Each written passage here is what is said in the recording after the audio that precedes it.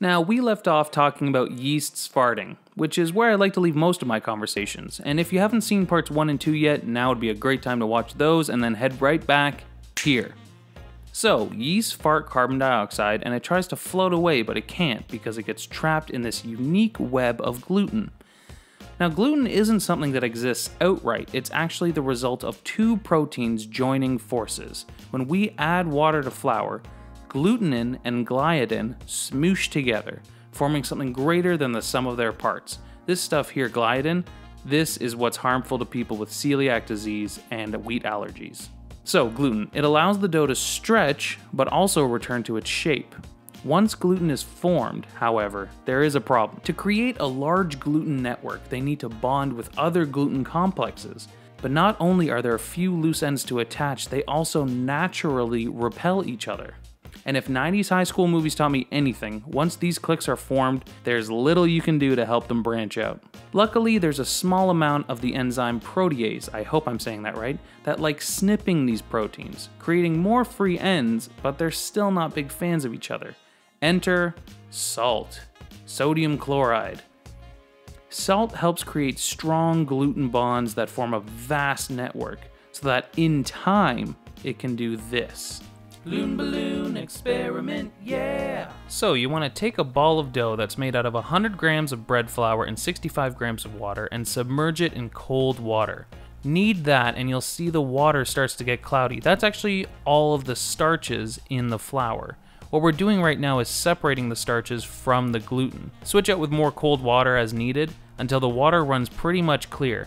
Now, you just have a ball of gluten. All the starch is washed off. You can see it stretch a little bit, that's cool. Now grab yourself a narrow neck bottle, fill it with a little bit of baking soda and vinegar, and trap your gluten over top of it. Ooh, ah, ooh. Now let's see the difference if we add salt. I just added a big 2-finger pinch of salt to this and kneaded it. You'll actually notice more water come out after you salt it. Let it rest for another 10 minutes and try the same process again. Now, as I saw here, it didn't really grow too much bigger, but what it is way stickier and way stronger. This is better demonstrated in the window pane test. It is so much stronger than before. It's very cool. It's a fun experiment and I encourage you to try it yourself. So that's it. From wheat to bread, all it takes is flour, water, salt, and time. When we hydrate the flour, amylase starts breaking down the carbohydrates and starches into simple sugars, and gluten and gliadin stick together, forming gluten.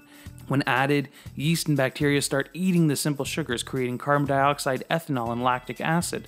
By adding salt, gluten binds to one another and creates a massive interlocking network, trapping the gas and expanding as more is produced.